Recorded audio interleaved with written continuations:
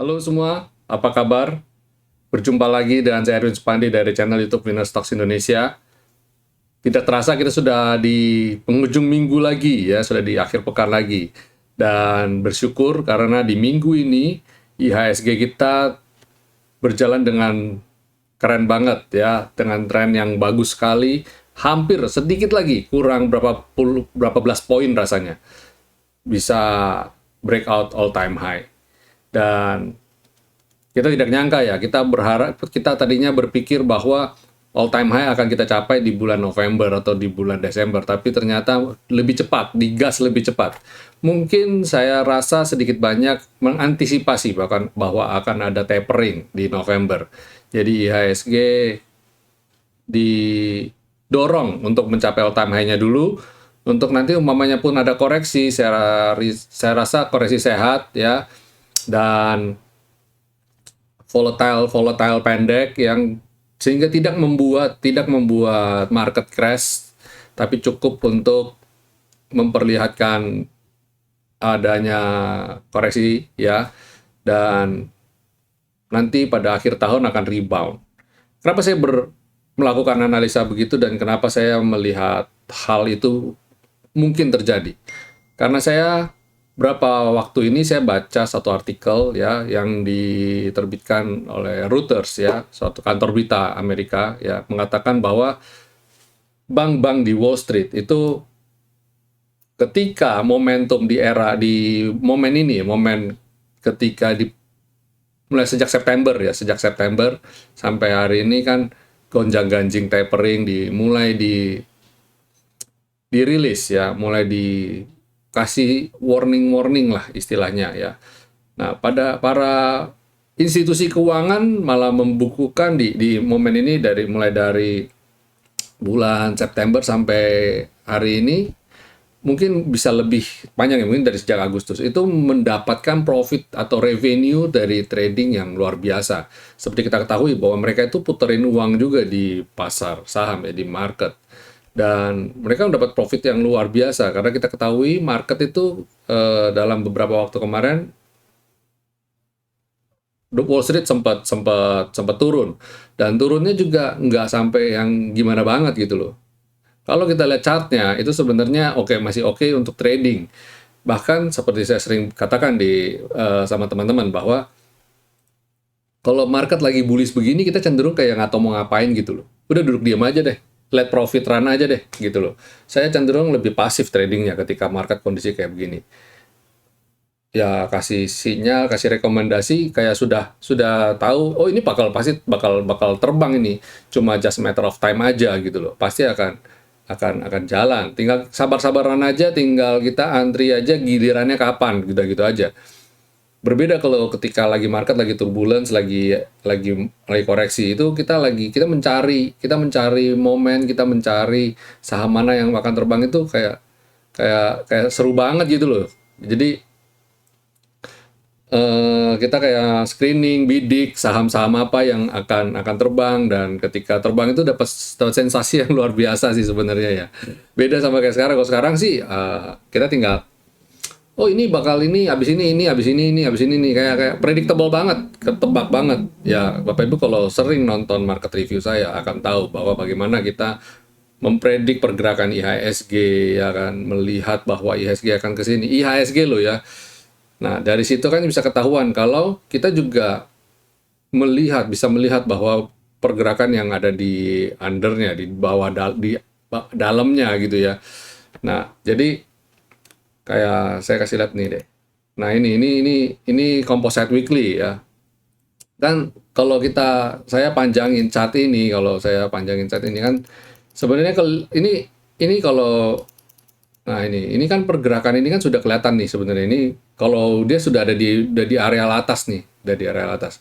Nah, kalau dia lagi ngayun-ngayun gini ketika di sini, ini kan yang menarik justru di sininya nih. Ketika dia ke bawah dan ketika dia mulai naik, ketika dia ke bawah dan dia mulai naik. Itu yang menarik itu adalah di sini-sini, areal ini yang menarik sebenarnya trading. Jadi momen-momen itu sebenarnya yang jadi menarik. Kalau sudah di posisi uptrend kayak gini, udah tinggal lihat aja ini terbang atau koreksi, udah gitu aja, udah duduk manis gitu. Dan saya lihat momentumnya kalau seperti ini ya, kita lihat bahwa potensi untuk IHSG koreksi ke depan ya cukup cukup terbuka lebar peluang itu. Tapi kita nggak usah takuti, kita sikapi dengan bijaksana, dengan santai aja gitu kan. Dan pada dasarnya kalau di Wall Street aja mereka juga enjoy dengan kondisi yang seperti ini gitu kan. Kalau mereka justru kayak sengaja bikin sentimen-sentimen negatif supaya terjadi turbulen, market market bergerak ya, market bergerak supaya ada peluang-peluang yang bisa mereka dapat, dan mereka dapat revenue trading yang luar biasa dan dapat profit juga yang luar biasa. Itu yang saya baca artikelnya ya. Dan kalau sudah begini, banyak teman-teman bilang, waduh Pak, saya ketinggalan momentum gitu ya. Ini juga saya udah pernah buat videonya. Ini kita bikin summary sepanjang minggu ini ya, apa apa yang saya buat dan apa yang kita sharingkan di sepanjang minggu ini ya. Kita ngobrol-ngobrol santai. Dan banyak yang bilang, waduh Pak, kita nggak nyangka ya, cepat sekali naiknya ya, dan saya kehilangan momentum. Dan ketika itu saya nggak berani beli Pak, masalahnya gitu. Nah, kita kan, saya juga sempat share ke teman-teman ya, saya sudah sempat share ke teman-teman bahwa pada dasarnya ketika market lagi koreksi, pasti memang tidak banyak di antara kita yang pasti berpikiran untuk serok bawah, dan saya tidak anjurkan itu. Saya tidak menganjurkan serok di posisi sedang benar-benar lagi downtrend berat seperti Unilever gitu. Kita nggak rekomendasi waktu itu turun berat. Tapi ketika dia udah mulai mantul pelan-pelan tidak buat lower low, kita mulai start kumpulin. Dan yang membedakan antara seorang gambler dan seorang spekulator stock ya, trading saham gitu, adalah kita memperkirakan resikonya, kita sudah memperhitungkan resikonya. Dan ketika kita memperhitungkan resikonya, kita entry dengan keyakinan. Nah, yang dimaksud dengan keyakinan ini bukan pasti naik loh ya. Ada satu quote yang saya dapatkan, yang menarik, yang saya mau bagikan ke Bapak Ibu. Kemarin-kemarin sebenarnya saya sudah ceritakan ini, keyakinan ini. Tapi saya baru dapat quote-nya itu kemarin. Saya baru dapat quote, ini bagus nih, saya mau share. Ini yang maksud saya, yang mau saya sampaikan. Ya, ini quotes-nya adalah seperti ini ya. Ya, ketika kita trading memutuskan untuk entry, ya kita punya keyakinan dong. Kapan harus entry dan kapan kita mau entry gitu kan, harus punya keyakinan dong, betul nggak? Nah, keyakinan itu adalah seperti ini gitu. Confidence is not, bukanlah I will profit on this trade. Jadi keyakinan trading itu bukan yakin pasti untung baru kita berani trading gitu loh. Karena tidak ada kepastian sebenarnya dalam untung itu pasti untung ya. Tapi lebih kepada confidence is I will be fine if I don't profit from this trade. Jadi ketika kita mau trading, kita punya keyakinan bahwa oh kalau sampai minus pun it's okay, nggak apa-apa gitu. Saya sudah memperhitungkan itu dan tetap menjaga kerugian itu ada di level minimal. Itu yang penting. Jadi kita punya keyakinan bahwa rugi nggak apa-apa.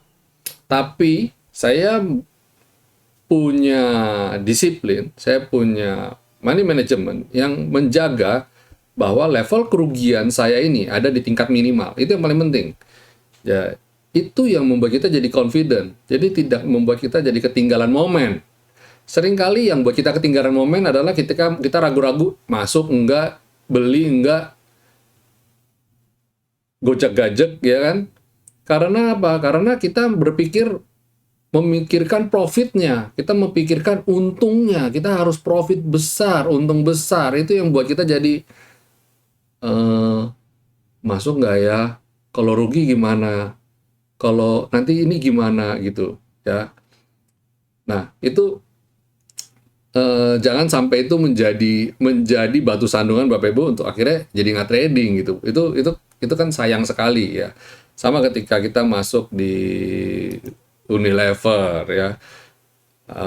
Terus kemarin kita ada rekomendasi juga ke HMSP, Semen Gresik, yang posisinya ada di low gitu ya, gudang garam. Ini deket-deket ini ada, kemarin ada Bank BRI, Bank BRI pun banyak yang takut loh ketika right issue dan turun gitu, banyak yang takut loh. Dan tidak banyak yang merekomendasikan untuk beli ya. Dan saya masih dengan teguh mengajak beli, tebus right issue Bank BRI ya. Dan ini berbeda ketika waktu market crash di awal bulan Maret di 2020. Saya juga adalah orang-orang pertama yang di grup yang waktu itu ya trader kita yang mengatakan untuk kita jual dulu ya, jual dulu. Ya, banyak saksinya, teman-teman di grup banyak saksinya tuh. Dan berbeda ketika sekarang waktu turun, pada ada yang tanya juga, Pak kok beda, Bapak nggak suruh jual, kok sekarang malah suruh beli? Ya iya, karena kita lihat kok ada corporate action dan sebagainya, dan kita lihat chartnya juga ya. Nah ini kemarin-kemarin itu, dan Unilever juga ketika mulai gerak gitu ya, udah mulai jalan, saya bilang oh ini Unilever oke nih, ya bisa beli. Saya juga rekomendasi HMSP kemarin. HMSP terkait dengan ada wacana bakal ada pajak ya, pajak cukai rokok, bea cukai rokok yang akan naik nanti. Tapi kita lihat chartnya, momentumnya naik dulu. Nah, naik karena harganya sudah turun, udah oversold dan posisi bakal rebound. Teknikal aja. Umpamanya memang akan koreksi lagi, ya itu nanti, urusan nanti. Tapi sekarang kita manfaatin momentum untuk rebound dulu gitu. Ada beberapa yang kita lihat juga kemarin-kemarin seperti Arto ya, contoh Arto. Ini mulai ada tanda-tanda mulai rebound ya. Kita spekulasi aja, beli. Mungkin bukan berarti ini adalah awal dari long trend ya bakal naik bullish lagi, tapi setidaknya kalaupun akan rebound ya kita kalau udah sampai titik profit ya kita jual. Jadi itu, kita punya keyakinan, bukan masalah kita bakal dapat profit. Oh nanti ini kalau naik, kalau bayangin Unilever di harga sekarang ini murah banget ya. Kalau kita beli sekarang jualnya di 8.000, wow gitu kan. Ya, kita bukan mikir di situnya, kita jangan mikir targetnya bakal ke sana gitu. Yang kita pikirkan adalah apa yang ada di depan mata dulu, langkah apa yang akan kita lakukan di depan mata. Jangan mikir yang profit yang gede ratusan persen, multi bagger gitu, jangan mikir begitu. Saya kadang-kadang lucu ketika cari, ada teman yang nanya, atau ada itu tanya, Pak yuk cari saham apa nih yang bakal multi bagger. Biasanya nanya begitu, biasanya setelah dapat profit multi bagger. Biasanya kemarin itu kan ada, kita sempat multi bagger banyak ya, Agro multi bagger, Antam multi bagger, kita ngalamin semua lah itu. Nah, setelah dapat itu biasanya kita jadi punya euforia, jadi punya excited, ekspektasi juga terhadap, ayo kita cari apa lagi nih yang multi bagger, kita screening multi bagger. Saya sharing, saya bilang, kita jangan gegabah. Nggak semua stok akan multi bagger, dan tidak semua yang kita bisa cari, kita bisa dapat momentum multi bagger. Kita tahu nggak sih kalau suatu saham bakal multi bagger? Nggak ada yang tahu. Yang kita tahu adalah saham ini uptrend, kita beli, dan ternyata dia naik, tambah naik, kita top up, average up, dia turun, koreksi, kita masuk lagi. Ya, at the end, multi bagger. Saya adalah salah satu orang yang nggak bisa memamerkan portofolio ratusan persen, ribuan persen, nggak bisa. Karena saya trading itu step by step. Saya trading itu di depan mata. Kalau memang saya harus jual, saya jual dulu. Dia koreksi, momentum koreksi, saya masuk lagi, beli lagi, dia naik lagi. Tapi saya ngikutin dari awal. Contoh ketika Antam masih di level 300-an, 400-an. Sampai dia ada di level 4.000-an, ya, saya trading terus tuh. Beli, jual, beli, jual, beli. Saya bukan buy and hold, keep, pamerin. Bukan begitu model saya. Karena apa? Saya beli dari small money. Numpuk, tambah lagi, dia naik, saya tambah lagi, ketika profit saya jual, dia swing, saya masuk lagi, beli lagi, pakai money management lagi, begitu terus. Saya ngiringin terus sampai atas. Karena apa? Saya menjaga kehati-hatian. Saya tidak mau yang buy all in, duduk diam, pantau, lihat. Karena jujur, kita tidak tahu ini yang bakal terjadi seperti apa. Contoh, ada aja sih sampai hari ini yang masih keep stok Antam dengan harapan Antam bakal mungkin bisa ke 8.000, 10.000, ya forecast ya bakal bisa aja, bisa. Saya walaupun saya tidak tahu, ini kita ngomong andai-andai lah ya, kita ngomong kosong aja. Nah, tapi kondisi sekarang saat ini kan lagi sideways. Ya, kalau saya pikir daripada saya duduk diam di situ, mending uangnya saya puterin ke tempat lain gitu kan. Nah, tapi ada yang tetap keep, ya udah nggak ngapa-ngapain, diamin aja pokoknya. 2 tahun 3 tahun lagi baru panen lah gitu. Ada yang gitu, yang pasif, tapi saya bukan gitu ya. Nah, itu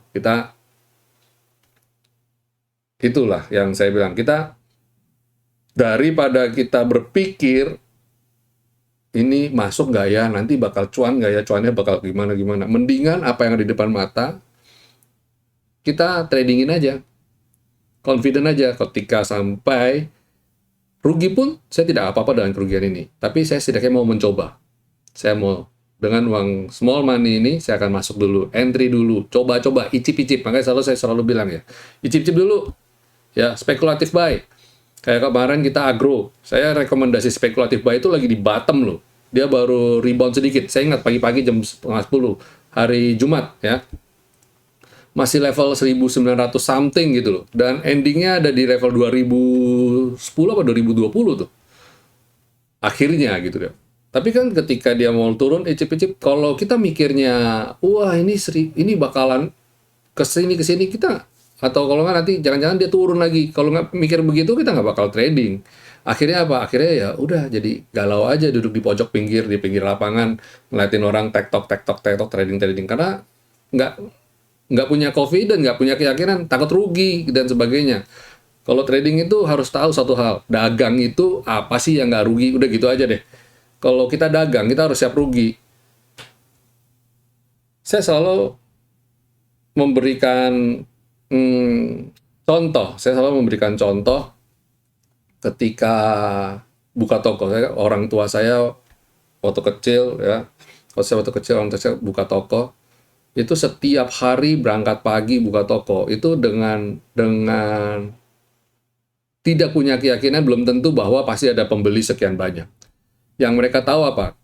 Ketika buka toko, yang pasti ada adalah kos listrik, sewa bangunan, modal berjalan, ya kan, bunga bank, gaji pegawai dan sebagainya. Itu kos, pasti kebayar, pasti. Begitu tutup sore, tutup toko, ada pembeli nggak ada pembeli, itu mereka harus bayar, harus dibayarkan. Itu kos. Bedanya apa sama trading? Ketika saya mulai trading pagi hari, ada nggak ada, kalau saya trading nih, saya memutuskan untuk beli nih satu saham, itu kan ada cost yang saya anggap, oh pasti ada cost nih. Terlepas dari akhirnya cost itu tertutup dengan keuntungan, itu bicara masalah beda. Tapi ketika saya memutuskan untuk entry, itu adalah cost yang harus saya bayarkan. Kalau memang harus rugi, ya saya anggap saya bayar cost hari itu. Udah, anggap bayar gaji pegawai hari itu. Nah, kalau kita punya mindset kayak begitu, trading itu tenang, trading itu relax. Ya, trading itu relax. Kita jadi lebih confident trading itu. Ya kan? Siap rugi. Oke, ya itu sharing saya minggu ini ya Bapak Ibu. Ini kita mereview 1 minggu ini di tengah kondisi yang uptrend. Di saat uptrend ada yang bisa dapat cuan, ada yang juga nggak kedapatan momentum ya. Yang nggak kedapatan momentum jangan berkecil hati. Ini apa yang saya share bagikan ini, semoga bisa berguna, bermanfaat bagi Bapak Ibu. Nanti di minggu depan kita akan menyongsong momentum baru ya, jendela trading yang baru terbuka ya, kita mulai trading lagi, kita coba cek lagi sinyal-sinyal apa yang berpeluang untuk kita mendapatkan profit. Ya, sepanjang ini IHSG ada di titik dekat area all time high, yang mana saya lihat euforia masih cukup menanti ya, market masih penuh dengan euforia, semangat ya, masih semangat, bukan dalam kondisi negatif, ini market dalam kondisi positif, jadi peluang kemungkinan besar masih cukup banyak selama kita nggak FOMO, tidak terjebak di pucuk ya, beli ketika ngejar saham, jangan ngejar, kita cari saham-saham apa yang sedang koreksi tapi dalam kondisi chart yang uptrend, kita mulai beli ketika dia pullback, sabar aja dan profit pasti menanti. Yang penting itu tadi saya bagikan, nggak usah takut ya, jangan takut rugi, itu yang penting. Dan sebelum saya buat market review-nya untuk minggu depan, saya ajak Bapak Ibu untuk jangan lupa untuk subscribe channel YouTube ini, klik like, dan share video-video yang bisa menjadikan pembelajaran bagi Bapak Ibu. Kami punya banyak video market review yang kalau dinonton ulang, Kita punya ada mungkin ratusan yang sudah kita buat. Kalau dinonton ulang, bayangin pelajaran-pelajaran seperti ini yang kita bagikan buat Bapak Ibu itu akan memperkaya, apalagi bagi teman-teman yang sedang saat ini sedang mencoba untuk belajar dan mengenal seperti apa Winner Stocks Indonesia. Dan tentu saja saya juga ajak Bapak Ibu, Winner Stocks punya grup belajar, punya chart yang bisa digunakan untuk trading. Dan itu berbayar, premium. Silakan Bapak Ibu kontak kami untuk berlangganan atau untuk bergabung bersama Winner Stocks Indonesia, di mana di dalamnya ada video-video pembelajaran yang komprehensif banget ya, ada hampir 40-an video plus ditambah market review, video ulasan yang saya buat setiap hari saya bagikan kepada Bapak Ibu. Tidak pada habisnya, karena apa? Karena saya pun sampai hari ini masih belajar di market dan kita saling sharing, saling berbagi ya pelajaran-pelajaran penting yang kita jalani. Trading itu adalah long journey ya, maraton. Kita jalanin itu sepanjang hidup kita. Jadi kita selalu belajar terus. Dan kadang kita juga menemukan tidak jarang kita menemukan hal-hal yang baru di setiap harinya kita jalani. Oke? Ya, kami tunggu kedatangan Bapak Ibu di Winner Stocks Indonesia. Ya, selanjutnya saya akan bawakan market review. Market review ini kita akan coba ulas sepanjang minggu ini ya. Kita akan coba lihat. Nah itu, ini yang saya mau bagikan ini. Lihat chart weekly ya, yang saya kasih tunjuk tadi. Lihat trennya kita sepanjang dari awal pandemi ya, rebound sampai hari ini. Ini pergerakan tren yang naik, turun, dan sideways, dan dia naik lagi. Nah, ini harapan kita dia akan breakout lagi ya. IHSG ada di persimpangan ya, saat ini sudah dekat dengan titik all time high, dan kalau minggu depan momentumnya masih cukup kuat, dia akan breakout. Dan kita lihat asing masih membukukan net buy. Jadi saya lihat sih trennya masih cukup strong ya, akan breakout all time high, dan target terdekatnya IHSG ke 6.864. Kalau dulu kita target 6.800 itu di bulan Desember, akhir tahun lah, Windrest dan sebagainya. Ternyata di bulan ini, masih bulan Oktober, sudah tercapai ya. Saya lihat ini ekspektasi yang banyak dilihat oleh para pelaku pasar berkaitan dengan laporan keuangan yang akan dirilis di minggu-minggu ini ke depan mungkin.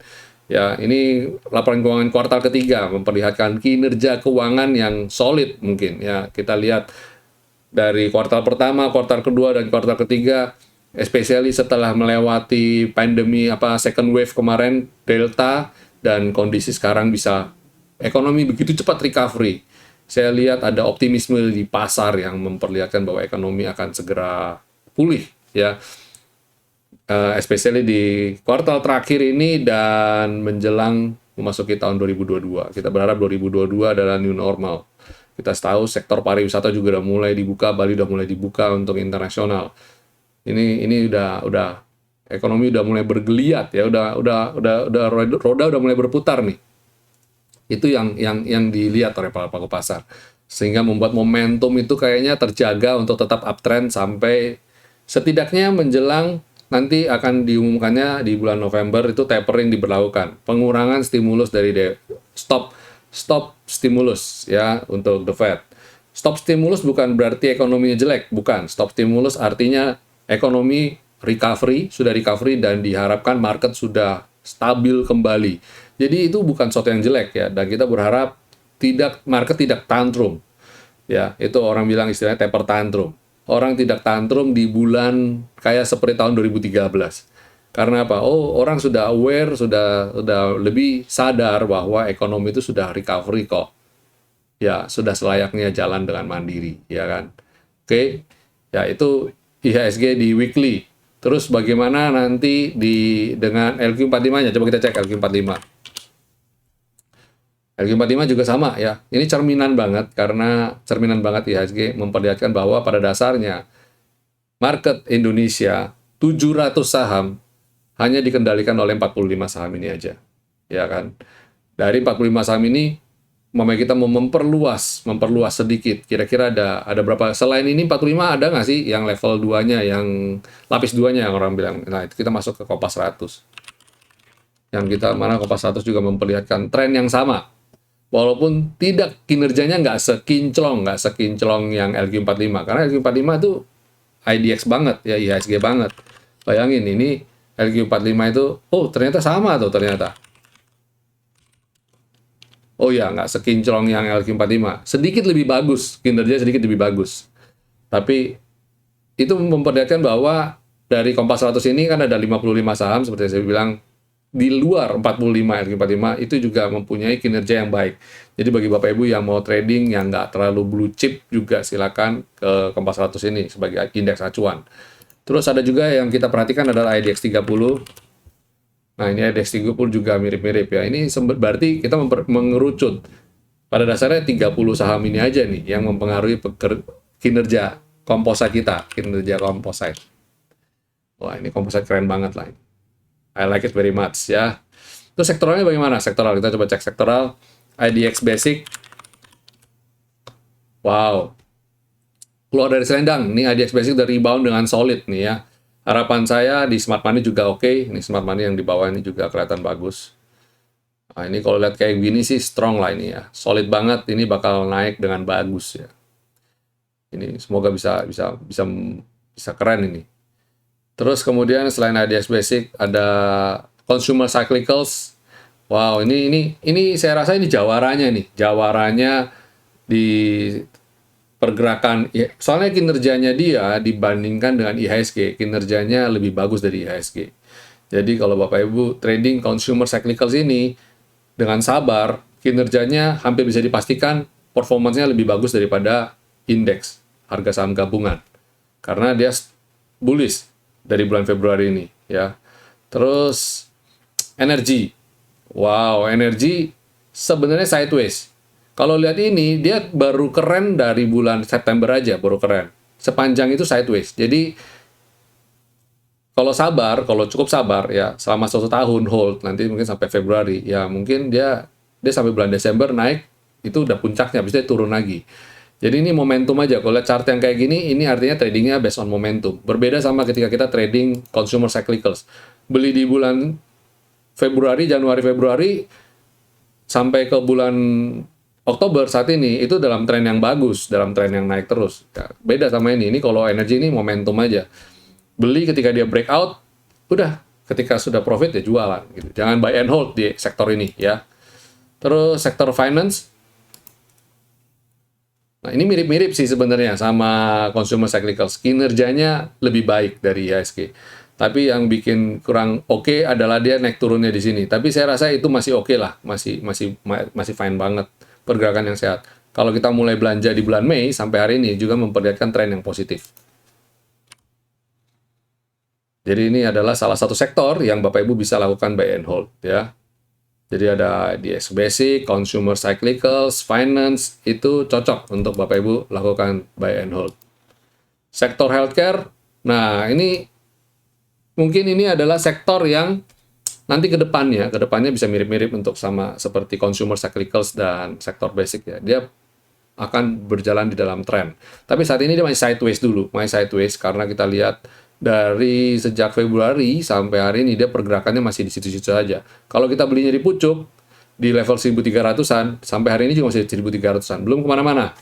Nah, kalau Bapak Ibu pegang saham ini dari Februari sampai sekarang belum kemana-mana, artinya apa? Artinya ini belum bisa jadi growth stock atau saham yang nabung yang kita bisa beli untuk saat ini untuk nabung besok kita panen, belum, karena masih sideways ya, sama kayak energi. Jadi ini lebih sifatnya momentum, jangan di buy and hold ya. Terus sektor industri, nah ini juga sama, buy momentum karena sebelumnya sideways, mirip banget ya sama sektor energi ya. Jadi sesuaikan dengan strategi aja momentum. Nah kalau ini infrastruktur lumayan, ini sama dengan consumer cyclicals, sama dengan basic ini, jadi growth berkembang dari bulan Februari sampai bulan Oktober ini dia growth, cenderung dalam tren yang bagus. Ini menarik. Kemudian consumer non cyclicals, nah ini juga belum bisa menjadi saham yang buat nabung, ini buat momentum aja ya, hindari aja dulu. Dia pada dasarnya masih dalam tren downtrend, tapi dia mulai recovery. Tapi saya nggak tahu apakah bisa kinerjanya bisa melebihi yang kita bulan Februari apa enggak. Saya nggak tahu. Tapi setidaknya saat ini kita nikmati ombaknya aja dulu, ya, bukan untuk buy and hold, trading dulu aja. Terus habis itu ada properti. Properti juga sama, ya, mirip-mirip. Ini kinerjanya masih belum bagus. Masih kayak consumer non-cyclicals. Jadi ketahuan ya, gampang kok. Kalau mau nabung saham itu tabung di sektor-sektor yang sedang lagi tren, ya, uptrend. Tekno. Nah, Tekno juga ini momentum seasonal aja. Ini sekarang lagi nguji support. Kalau dia bisa rebound lagi, bisa bikin tren baru lagi, wow, itu baru oke. Saat ini lebih ke sentimen sih. Kita belum tahu Indonesia sektor teknologi ini apakah akan bisa seperti teknologi di Amerika menjadi satu indeks baru seperti Nasdaq gitu ya. Kita belum tahu. Ya, karena ini masih baby lah, masih baby. Sektor baby, masih di Indonesia masih baby ya. Beda sama di Amerika sana. Kemudian transportasi. Transportasi ini juga bagus ini, growth stock juga ya. Kita lihat dari bulan Januari, Februari sampai hari ini dia dalam tren yang bagus. Seperti saya sudah bilang, ini adalah backbone ekonomi Indonesia ke depannya, karena Indonesia itu adalah negara kepulauan yang mana butuh transportasi, ya, antar pulau dan sebagainya, angkutan barang, logistik, dan sebagainya. Jadi, ini menarik untuk dicermati, ya.